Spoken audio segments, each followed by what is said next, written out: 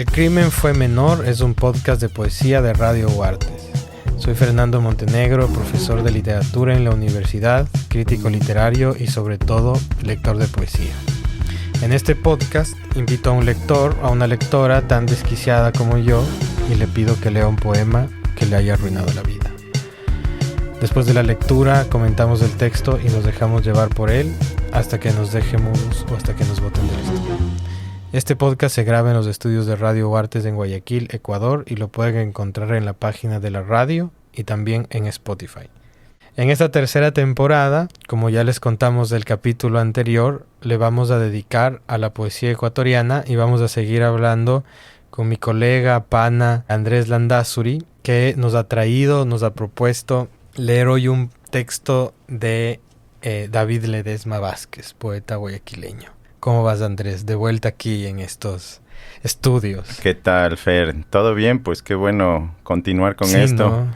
Sí, o sea, a mí me está encantando porque me pongo a leer, estoy en las noches revisando los libros, recordando poemas. Está perfecto, eso es lo que uno quisiera hacer toda la vida. Uno tiene poemas así preferidos como canciones, ¿no ves? Claro. Cuando uno ha leído. Claro, un Te montón. recuerdan épocas, personas. Ajá.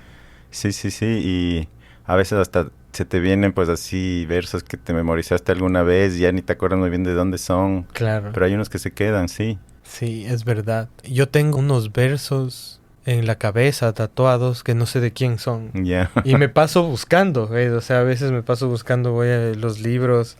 Y ahora que uno lee tantas huevadas en la web, Claro. uno no sabe si es que encontró eso en un poema que leyó en internet hace años. Y a veces toda una mitología que uno crea de datos que uno sabe si son ciertos, ¿no? Claro. Oye, David Ledesma, este pana, poeta guayaquileño, es nuestro segundo poeta. ¿Qué hay en este texto? O sea, seguramente vamos a hablar de la figura de David Ledesma, que es importantísima y aparece en todo lado en el poema. Pero ¿qué hay en este texto que lo hace tan representativo de su obra? El texto que vamos a leer es Teoría de la Llama. ¿Qué hay en este texto en particular? A ver, yo cuando lo propuse, más bien... Bueno, lo propuse un poco porque la dinámica o la consigna es textos que uno le gusten, Sí, que uno haya leído y que los recuerde, que que tenga alguna significación más allá de... O sea, emocional, subjetiva, personal, ¿no? Y entonces este es uno que yo recordaba y que cuando daba esta clase, por ejemplo, lo usaba siempre y que me gusta. Pero es más bien representativo en términos negativos, o sea, en términos contrarios a su típica voz, porque es un poema más bien optimista, digamos, ¿no? Un poema donde se siente un cierto poder o una cierta firmeza en la voz hablante. Sí. Que más bien no es común en Ledesma, porque tiende a ser él más bien depresivo, solitario, suicida, pues, porque él es uno de los poetas suicidas que tenemos, ¿no? Entonces, es representativo, pero un poco como a la inversa, porque deja ver, y de hecho por ahí encontré un comentario de Liliana Espinel, que era muy amiga de él, que dice, capaz representa su último intento de salir de sus pozos, ¿no? Y aquí se ve como una especie de pataleo de ahogado, ¿no? Sí. Pero justamente en ese sentido de oposición se puede a través de él entender un poco A uno que no ha leído la obra completa o muchos poemas de David Ledesma le dirías, este poema hay que escucharlo con un poco de cuidado porque a través de este poema no podemos conocer metonímicamente la obra del guayaquileño. O en este sentido de como oposición. A su ánimo usual. Ajá, yo sí lo veo un poco así. Un poco muy optimista este poema. También, claro, la otra cosa que yo pensaba no es un poeta de poemas largos, ¿no? Y también un poco la exigencia de tener un textito que podamos conversar y que tenga su volumen. Este no es un poema muy largo tampoco, pero es de los largos entre los que él tiene, ¿no? Y porque hay unos que son cortísimos, entonces... Sí, hay unos que son chiquititos. Uh-huh. Bueno, vamos con la lectura. ¿Algo más antes de entrarle al poema? No, o sea, tal vez mencionar un poco que David Ledesma se ha vuelto un poeta un poco así como de culto, ¿no? Sí. Es un poeta que yo siento que es muy fácil identificarse. Casi cualquier lector puede ingresar a él porque es como un poco transparente, digamos, sin... Por ejemplo, muy al contrario de Escudero, sin barroquismo, sin, digamos, complejidades formales, muy sincero, digamos. Y también yo diría un poco como adolescente, ¿no? O sea, es un poeta en su tensión emocional de la que no puede salir y que sufre, y eso lo vuelve como, no sé, un poeta que en la adolescencia se siente como muy, muy fácil de identificarse, ¿no? Claro. ¿Cuándo lo leíste tú por primera vez? ¿En la U? Sí, no, en la adolescencia. En la U ya estaba esa edición que tienes, que es la de la Casa de la Cultura, que creo es del 2002. No, porque esta me regaló cuando yo estaba aquí en Guayaquil, el Ángel Emilio. El Ángel Emilio. 2007, dices.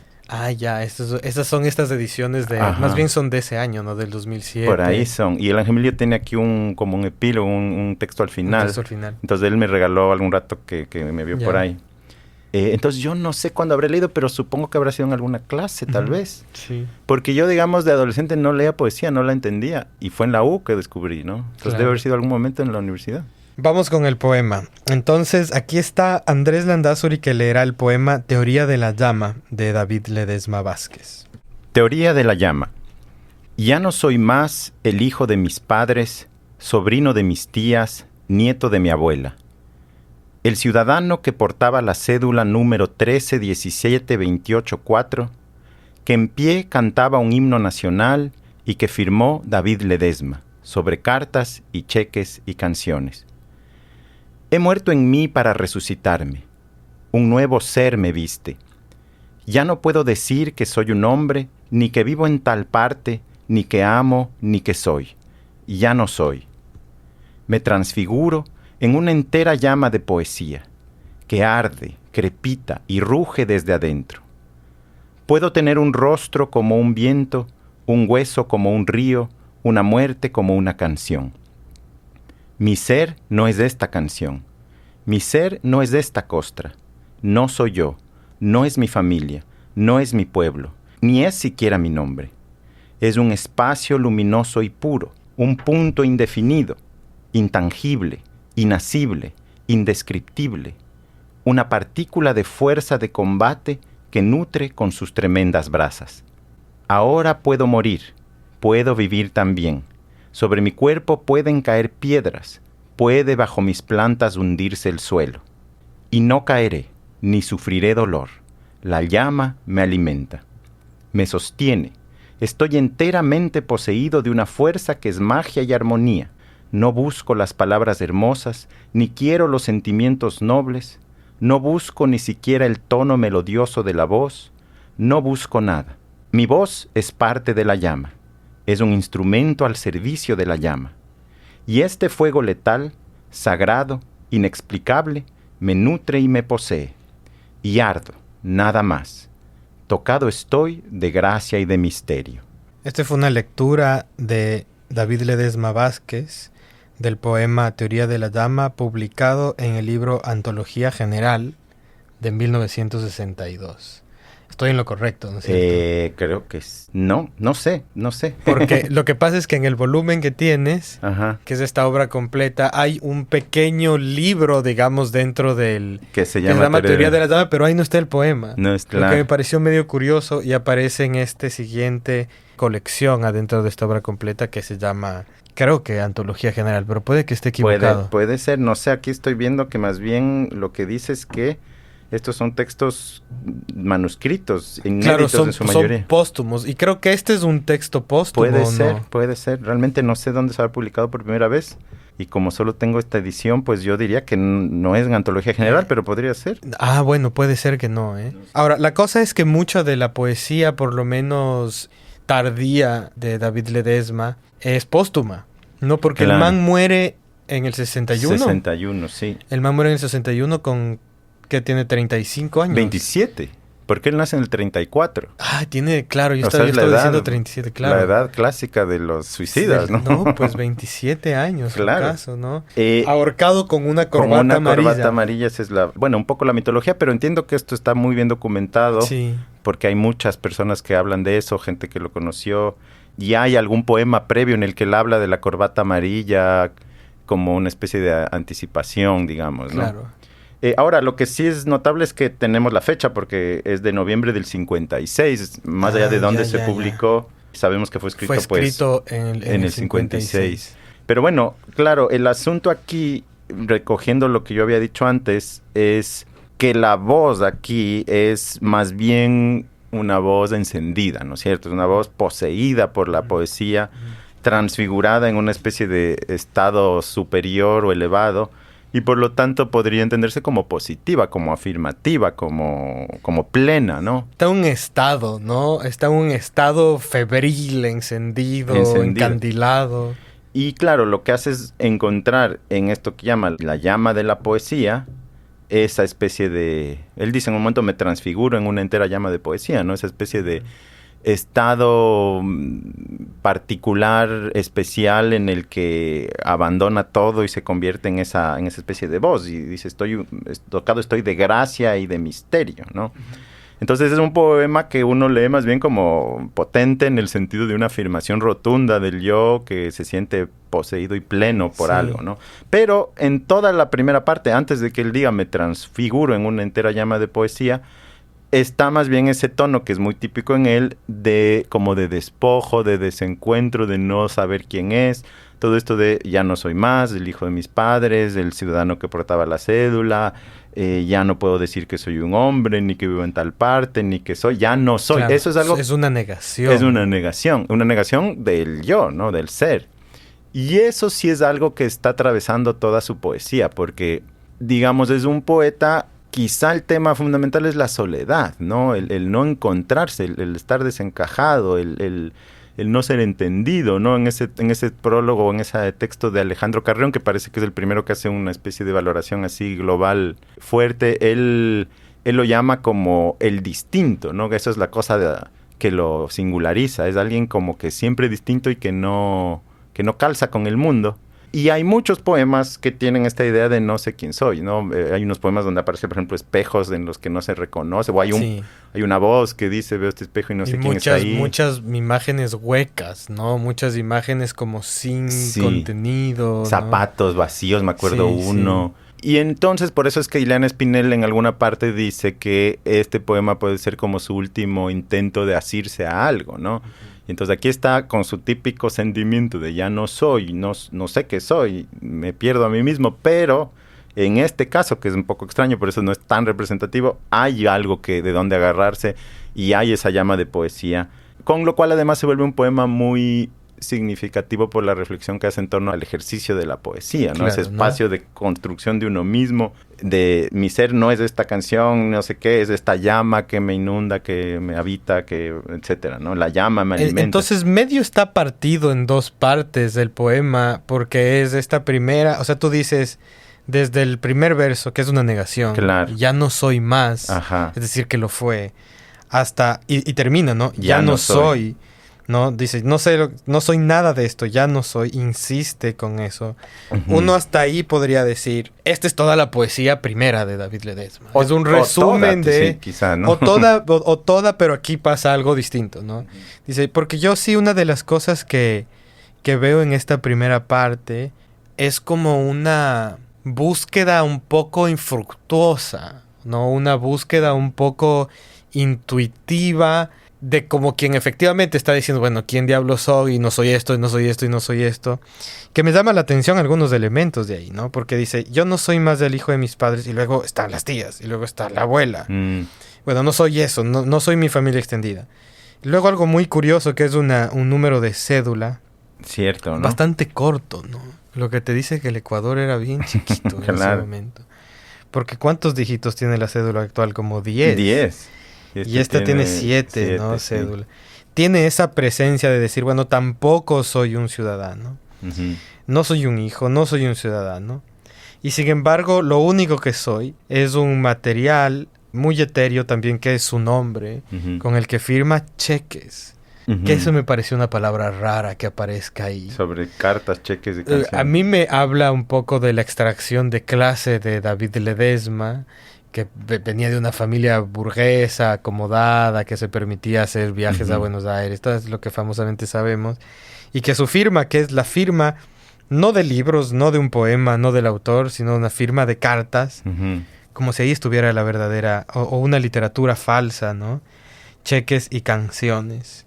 Dice, ya no soy todo eso y ahora me transfiguro y ahora soy algo distinto. A mí me parece que es interesantísimo además que cambie cuando diga me transfiguro. Me transfiguro, claro. ¿Qué sería? ¿Se transfigura en qué este brother? Está el tema de la homosexualidad o de la bisexualidad, que es algo que se debate, ¿no? En torno a la figura de David Ledesma, porque es un tipo que se casó, que incluso tuvo una hija, pero que tiene estos famosos amoríos, ¿no? Con otros hombres. Y es curioso porque estos días que he estado como hurgando un poco, todo el mundo lo dice, pero sin decirlo, ¿no? Por ejemplo... Claro. ¿Cómo decías que le decía el distinto? Ajá, el exacto. Distinto. Todo ese ensayo del Alejandro Carrión se concentra en eso, pero no llega a decir nunca homosexualidad, nunca. ¿No? No se atreve. ¿De qué año es ese texto de Carrión? 60 y pico. O sea, es digamos, una reacción a la luz de la muerte de David Ledesma casi. Poco después, porque es del 66, me parece que era. O sea, unos pocos años después, 61 es la muerte de él, ¿no? Sí.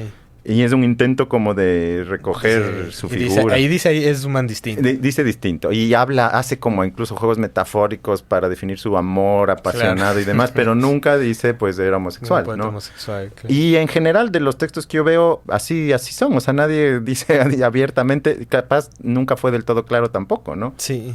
Capaz ni para él mismo, pero evidentemente hay una tensión porque hay un erotismo de cuerpos masculinos por todos lados. Sí. Entonces sí, ¿no?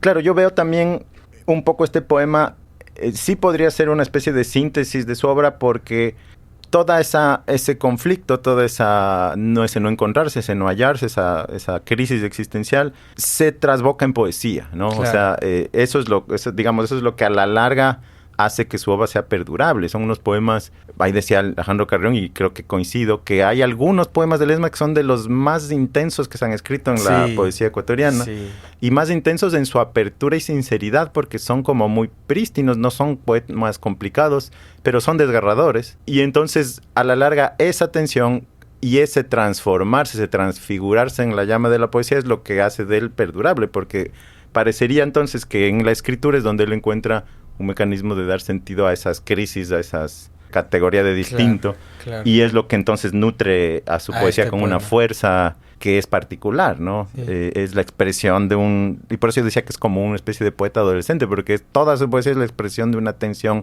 espiritual, de un no comprenderse bien, de un no hallarse. Y sin embargo, este poema, y tal vez deberíamos hablar un poco del título, o sea, con todo, yo coincido con esa especie de ímpetu adolescente, que no sabe dónde diablos está parado, que no sabe quién es, sabe lo que no es tal vez, eso puede saber, pero que sin embargo en este poema tiene como este gesto intelectual de hacer una teoría.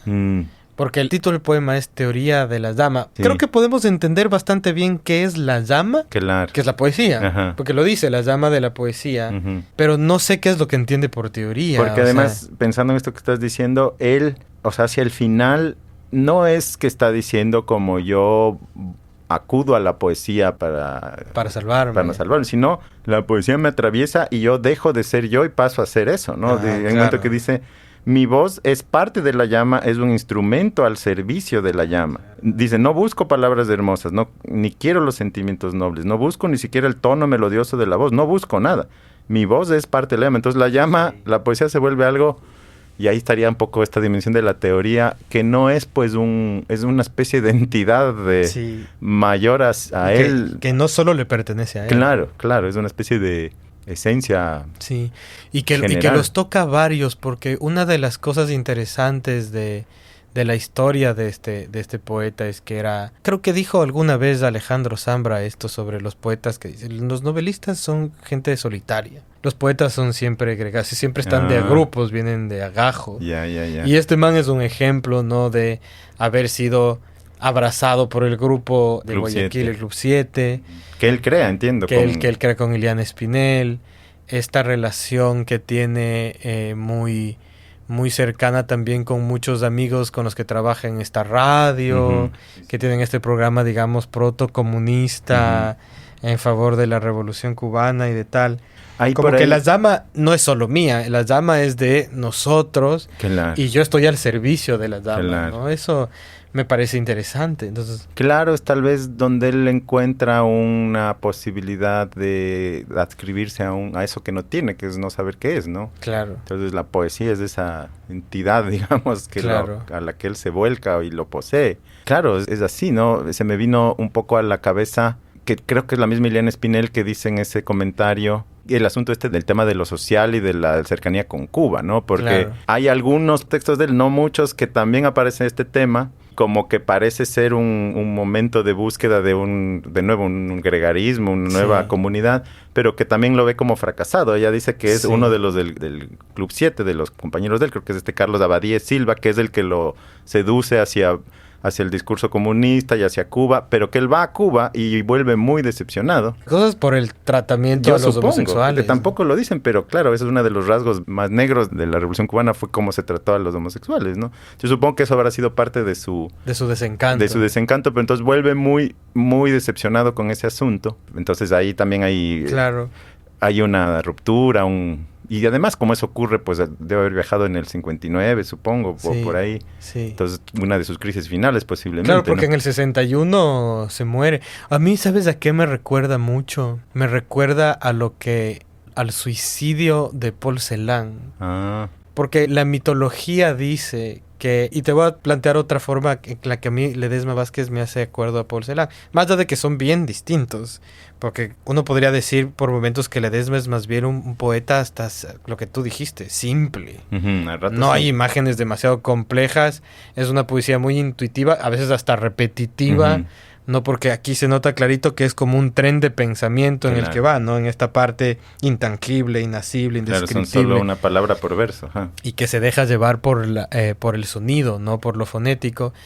Pero Paul Celan cae en depresión, en esa depresión anterior a su suicidio, cuando conoce a Heidegger, famosamente, y piensa que Heidegger le va a pedir disculpas por el Holocausto y por toda la huevada así es la cosa. nazi, y luego Celan, unos años después, creo, unos meses después. ¿En qué año se mata él? Eso es en el 67 justo también, ¿no? Y entonces David Ledesma tuvo que haber ido a Cuba entre el 59 y el 61, en la Revolución. Claro, tiene que ser. Y vuelve y se ahorca con una corbata amarilla, ¿no? Que representa toda la simbología. Yo me leí para este programa un texto más bien de la Mariuxi Valladares. Yo también lo vi. Es el de la colección esta de historias. Creo que sí. Y bueno, donde habla un poco también sobre la vida. Y más bien lee el texto sobre Orfeo y Eurídice, donde hay una lectura como en clave, digamos, se plantea la dimensión homosexual de la poesía de David Ledesma.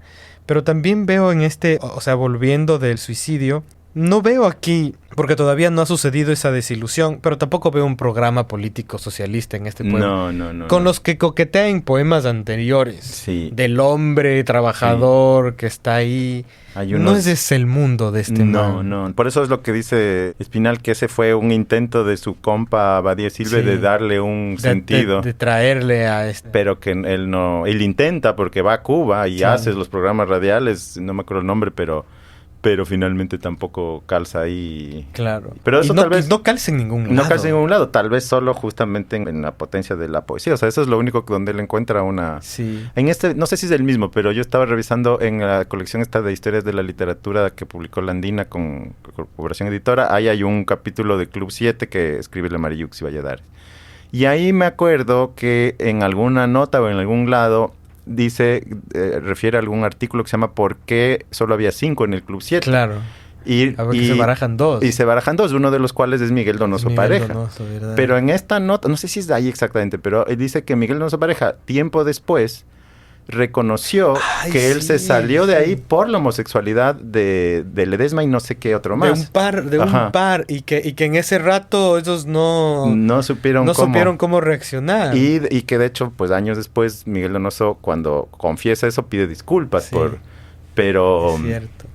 Pero entonces, claro, ahí también refigura un poco porque, digamos, el contexto en el que vive él nace en el 34, es mucho más restrictivo y difícil para la sexualidad, ¿no es cierto? Entonces eso sí calza más con esto que Carrión decía, pues es el distinto, pero quizá él mismo no logra entender. Y claro, entonces sufre, digamos, incluso discriminación de los panas con el que lo estaba haciendo su grupo. Y que se salen porque... No, y según tengo entendido también de los padres. Porque el padre les lleva a una de estas clínicas, creo que en Perú. Eso creo que esto cuenta también la Mariuxi. Puede ser. A estas clínicas de deshomosexualización. Y la cosa es que el tipo, digamos, como estoy seguro que pasaba con muchos hombres homosexuales, en ese tiempo se casa y tiene una hija. Claro. Y digamos, le apuesta a esta vida matrimonial, ¿no? que creo que explica mucho, siempre con la poesía, la biografía está siempre resonando mucho, es raro el poeta donde eso no pasa, Claro. que resuena mucho con esta negación, Claro. ¿no? Ya no soy eso. Claro. La cédula de ciudadanía ni siquiera eso, porque si algo somos, yo a veces digo esto en una clase sobre literatura y nación, bueno, si algo somos un número de cédula. Claro, ¿no? Es así como aparecemos en los archivos de la patria, y aquí el man dice, bueno, tampoco soy eso, ni siquiera soy eso. Pero entonces ahí estaría la teoría de la llama, porque entonces la poesía es una dimensión en la que uno puede ser. Claro. Porque a la larga, ¿qué es un poema, al menos un poema moderno, sino una, digamos, furiosa declaración de una subjetividad que se planta y enuncia el mundo, ¿no? Entonces dice, esto es lo que veo, esto es lo que siento, esto es como interpreto lo que quiera que esté refiriendo, ¿no? Sí. Y eso es una especie de radical construcción de un yo, de mi postura frente al mundo, mi subjetividad, Sí. Y entonces ahí está, la poesía te permite construirte, te permite Sí. ser y te permite decir lo que eres. Entonces ahí está la teoría del edesma, digamos, la teoría de la llama, donde dejas de ser lo que supuestamente eres o lo que no quieres ser, que es tu cédula, tu familia, tu ciudadanía, y te posees por esto que te permite ser lo que quisieras ser realmente. Es más, es lo que te confiere existencia. Claro, claro. O sea, nada más ni siquiera el registro civil le confiere existencia, ni siquiera su nombre. Claro. Ni siquiera su firma, sino lo que le confiere existencia. Fíjate esos versos que ese dice, fuego letal, ajá, sagrado, inexplicable. Dice esta llama que crepita, que arde, y dice, puedo tener un rostro como un... Sí. Es como es la posibilidad de ahora puedo ser. Sí. Puedo tener un rostro como un viento, un hueso como un río, una muerte como una canción. O sea, la poesía es ese lugar donde puede ser lo que en realidad es, ¿no? O sea, es lo que le da ser, lo que tú dices, porque lo otro no soy, nunca fui, ya no soy todas estas cosas, ya no soy la realidad, la normalidad. Sí. ¿Y crees que es una cancelación de la poesía anterior? No, o sea, no necesariamente, ¿no? La poesía anterior de él. De él, claro. No, porque, o sea, igual más bien es una expresión de esa crisis de no lograr encontrar, y entonces... Más bien ahí encontró, más Claro. bien ahí pudo ser alguna cosa. Y digamos, es una confirmación, porque entonces, ¿por qué escribe todo lo que escribe? Es porque ahí puede ser, ¿no? Porque en esos textos, en ese ejercicio es donde es. Y todo lo demás, digamos, la existencia real, concreta, es donde no encuentra. Por eso hay tanto repetición de no encontrarse en sus poemas, ¿no? De veo, me acuerdo uno que dice, como que entro a una habitación y me mira desde el espejo alguien que se parece a mi padre y a mi madre, ¿no? Entonces como me veo, pero es otro. Sí. Y un rato dice, una mano se mete en mi bolsillo. Es como, de repente él es otro en realidad, ¿no? Entonces ahí dice, no reconocerse está siempre en su poesía. Que es una transfiguración. Que es una transfiguración. Entonces aquí está más bien, aunque al principio decía como en términos negativos, pero está más bien súper claro eso de qué hace Ledesma a través de la poesía. Lo que está es siendo lo que puede ser, ¿no? Oye, y para empezar, estos versos, puedo tener un rostro como un viento, un hueso como un río, una muerte como una canción, son magníficos. Sí. Esos 3 versos yo creo que son el momento más dramático del poema, porque habla, digamos, parafraseando a Emily Dickinson, no sé, de que la poesía es un poco el mundo de la posibilidad, claro. ¿no? Donde recién aparece el ser o aparece el sujeto. Y luego también creo que tiene que ver con la forma, este ritmo, esta especie de escritura un poco intuitiva, que yo creo que tiene más que ver con la palabra teoría en este poema. Sí, puede ser, ¿no? Porque la teoría creo que debería ser la forma en la que esa poesía se puede enunciar. Uh-huh. Digamos, puede existir como texto, puede existir como obra de arte, ¿no? Entonces, ¿cuál dirías que es la forma primordial de este poema? O sea, yo, digamos, como él habla de una especie como de transfiguración o de posesión, ¿no? Entonces, siento que es una especie como de... como esto de hablar cuando un medium está poseído, así, sí, ¿no? En las películas que es una voz que habla. Sí. Y entonces una voz medio errática, medio... Por ejemplo, pensando en el que conversamos la semana pasada, totalmente lejano a la búsqueda de la perfección formal y al sonido. Claro. En algún rato dice por aquí donde estaba... no me importa el sonido, no me importan las... No busco las palabras hermosas, ¿no? Sí. No busco ni siquiera el tono melodioso de la voz. Entonces viene a ser una especie de voz medio torrencial, medio caótica, medio de esta fuerza que lo inunda y que sale, ¿no? Un poco como el vómito que sale, digamos, ¿no? Sí. Y eso es también conecta con lo que decíamos de un poeta adolescente que expresa, ¿no? Expresa esa tensión que se le desborda. su soledad, su diferencia, etcétera. Y ya, entonces por ahí sería como esa forma de Ledesma, porque en general su poesía tiende a ser así, sincopada, corta, brusca, de versos cortos. Muchos versos tiene de una sola palabra o de unas pocas palabras. Entonces así un poco del impulso que sale y se arroja sobre... Lo que genera un ritmo también vertiginoso. Sí. Excepto en este libro que creo que se llama... Pero que también prueba lo que dices, que creo que se llama el Poemas Sucios o Poesía Sucia, algo así. ¿Cuál será? Se llama Los Días Sucios. Ah, ese es tal vez de los mejores, ¿no? Esos son los textos que yo más recuerdo de David Ledesma. Sí. Y es ahí donde te decía que me recuerda un poco a Paul Celan. Ya. Porque tiene como que trabaja mucho con estos espacios en blanco. Es verdad. Y a veces, claro, un verso es una sola palabra. Es como un telegrama, ¿cachas? Y hay partes que están como borradas. Y hay cosas que solo son palabras y enumeraciones. Sí. Que es algo con lo que... Es como formalmente el libro que creo que el tipo más pensó. Puede ser, sí. Y que yo creo que está... La evidencia de esto está en este mismo poema, ¿no? Cuando dice intangible, inacible. Claro, que es por indescriptible. Ahí. Esa era como la poética que él más logró configurar. Es verdad. Artísticamente, ¿no? Mira, yo cuando leo suelo ponerle así un asterisco, si me gustó, no como para luego revisitarlo. Y ahorita estoy viendo que en Los Días Sucios, todos están con asterisco. Sí. Entonces son los que ese rato me gustaron más, porque es como, este chévere, luego lo reviso. Hay uno que yo me acuerdo que bueno, pero no creo que es de ese libro, que se llama Film, pero ese es de los libros anteriores. Pero muchas escenas ahí donde... creí ver más trabajo incluso con la imagen. Claro, sí puede ser. Mientras que en este poema, excepto por estos 3 versos que son magníficos, lo que sí se observa es mucha emoción. Uh-huh. Mucha emoción. Y la metáfora o el símil aquí están muy emparentadas como con una emoción muy intuitiva, donde el man está diciendo, yo soy esto, o sea, esto puedo hacer, esto es lo que me hace hacer la poesía, casi como si la poesía lo posesionara. Uh-huh. Yo sí creo que es como una especie de posesión, de eso dice directamente, sí, ¿no? Sí. Me nutre, y este fuego letal, sagrado, inexplicable, me nutre y me posee. Claro. Que ahí también hay como una implicación ligeramente sexual, claro. ¿no? Y erótica. Claro, y ardo nada más, claro. Y ardo nada más.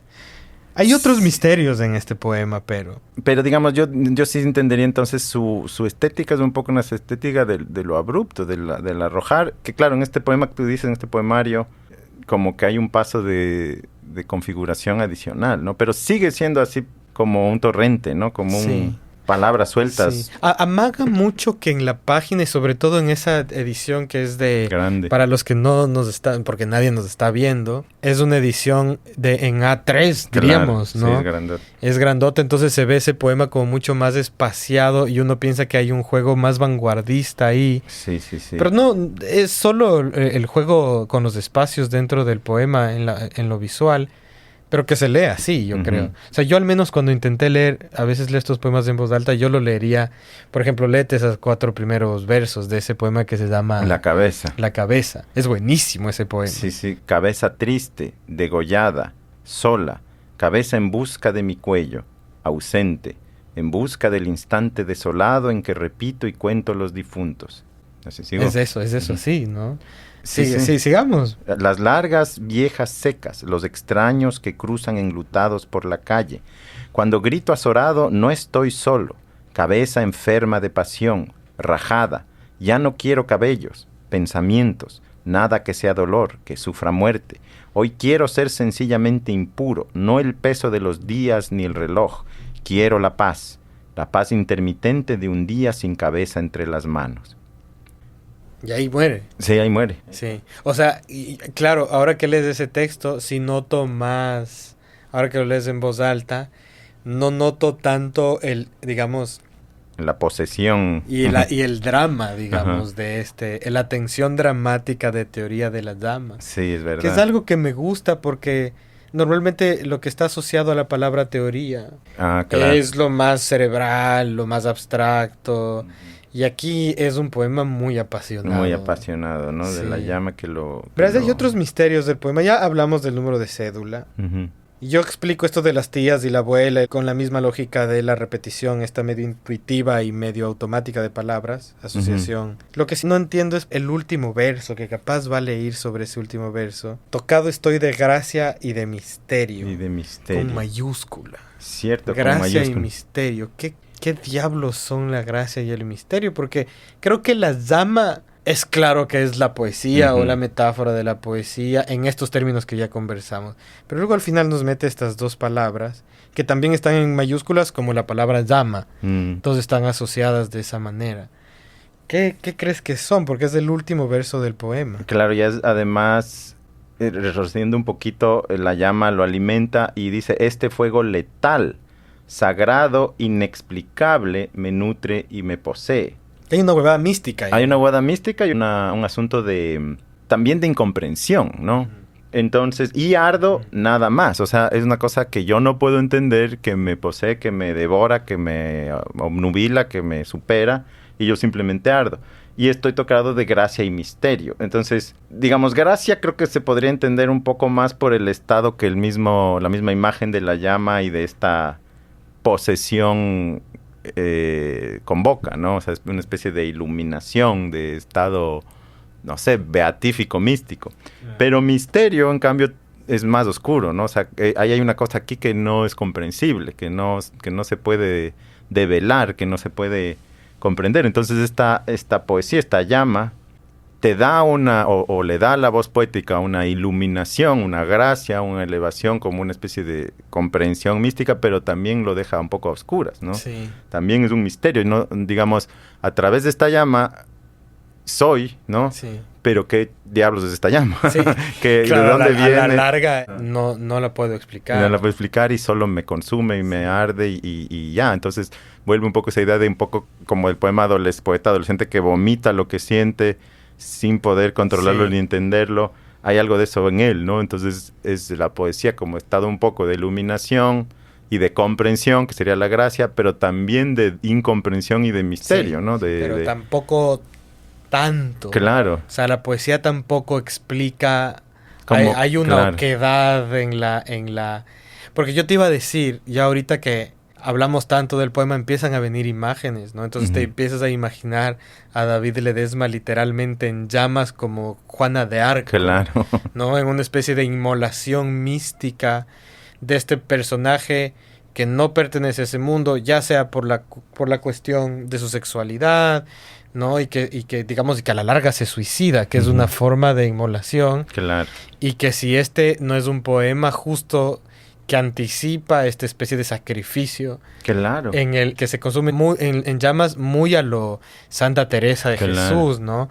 Sí, no sé si es un poema místico, creo que no, porque tiene la irresponsabilidad del adolescente. A la larga Juana de Arco, tal vez sí. A la larga Juana de Arco sabe por qué se quema, ¿no? Y no sé si David Ledesma entiende. Creo que no, creo que está la incomprensión de tal vez ahí ardor. Está eso del misterio, claro, ¿no? O sea, esto me devora, me quema y estoy tocado, estoy iluminado, pero no entiendo por qué, o no, hay algo que se me escapa, ¿no? O sea, es como que esto me ilumina, pero no me explica las cosas, ¿no? Claro. Y entonces, claro, ahí hay un asunto de cierre, ¿no? De no ver, ¿no? Digamos, la llama es tanto iluminadora como oscurecedora. Claro, oscurecedora, ¿no? Porque es el misterio. Y me parece genial que termine con... Claro, porque creo que nos jode toda la interpretación del poema en algún sentido, ¿no? O sea, al final es como que volviera al principio. Claro. Porque la gracia y el misterio, cualquier cosa que eso sea, ¿no? Es algo que, digamos, no podemos comprender, no podemos ser ahí. Y que él mismo no termina de comprender. Es como todo el poema es... Me transfiguro, me ilumino, me enciendo, me poseo, y ahí está todo el erotismo, pero al final estoy lleno de misterio, o sea, no entiendo qué me está pasando, no entiendo qué es esto, ¿no? Entonces es una iluminación como a medias, ¿no? No entiendo, claro. No es la elevación mística de conectarse con el todo y entender... que Dios no existe. Exacto, sino es aquí un elevarse al misterio, al no entender nada. Entonces es una teoría un poco fallida, porque es una teoría que yo creo que se juega más que en la teoría, en la práctica de la escritura. O sea, la teoría es abocarme a escribir para descubrir que a la larga que todo es misterio. Todo es un misterio. Claro.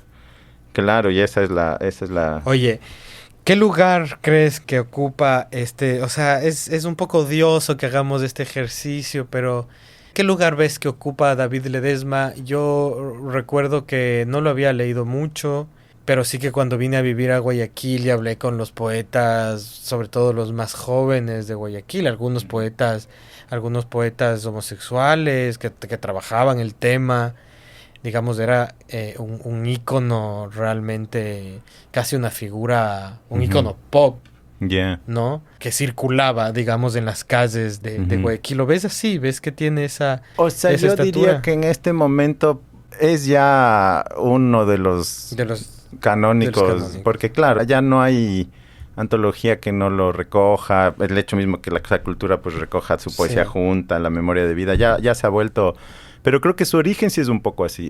Creo que es del texto del Ángel Emilio, de quien que comienza un poco planteando el asunto de que cuando él empieza a escribir, que en los años 50, la poesía dominante no es de esta poesía, ¿no? Es una poesía más... Y de hecho, la poesía está en un momento de cierto silencio, en el sentido de que está dominando mucho el realismo social y el compromiso político. Y entonces él lo pone un poco como a la larga este grupo, este Club 7 aparece un poco como los raros también, ¿no? Los que están de alguna manera explorando más la subjetividad y la emoción y no tanto el compromiso. Incluso no sé si era el Ángel Emilio que ponía una cita en la que un periodista de la época habla muy despectivamente de ese tipo de poesía, así por aquí está, y dice, los problemas, esto lo dice, no me acuerdo quién, pero está anotado, los problemitas personales sin trascendencia y profundidad verdaderas nos parecen insoportables, hasta en las canciones de Agustín Lara.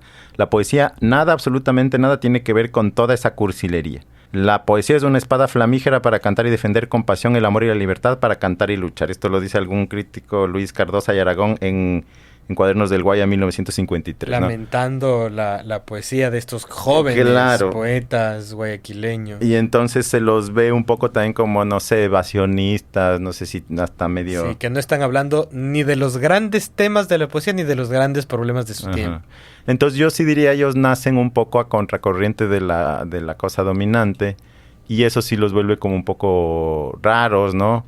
Pero ya con los tiempos pasados, pues son, digamos, por ejemplo, Liliana Espinel, ¿no? Es una poeta absolutamente canónica por donde lo veas, pues no es casi que la primera poeta mujer que se te ocurre en el Ecuador es Liliana Espinel, ¿no? Sí.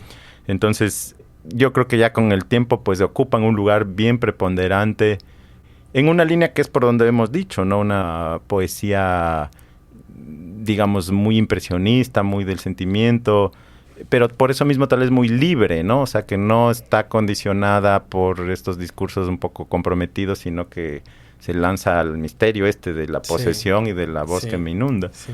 Entonces yo diría, digamos, en términos generales es un poeta canónico, pero sí es un poeta canónico menor, digamos, en el sentido que tampoco es así, pues, César Dávila. Claro, que no tiene esta obra extensísima tampoco, porque la obra cabe en ese... Claro. Y lo que fue publicado tampoco fue... Y me parece que no es un poeta con un proyecto poético. Claro. Y eso es lo que le hace tan potente en algún sentido. Sí, ¿no? puede porque ser. No responde... Y da esa sensación como de sinceridad, ¿no? Como que es lo que no está buscando esa perfección formal, digamos, de construirse un mundo en la poesía, sino está siendo invadido por esta necesidad de escribir. Y ahí está. Que no entiende bien, ¿no? El misterio y la gracia, y que produce ahí toda su propia crisis, ¿no? Oye. Entonces un poema, yo diría, es un poeta existencialista, muy auténtico, con un tono como, digamos, no sé si decir juvenil, en el sentido de que representa estas crisis o estas tensiones que son muy como de la adolescencia, no sé si ese es el término. Pero a fin de cuentas es un poeta canónico, pues no totalmente ya. Sí. Oye, hay que leer a Ileana. Claro, eso yo sí lo tengo en el radar, pero más adelante será, porque no vale poner al ladito. No vale poner al lado. ¿Nos puedes decir qué vas a traer la próxima semana? Bueno, yo he estado pensándolo y he estado dudando, y de hecho digo, es hora de traer una mujer, pero a la final...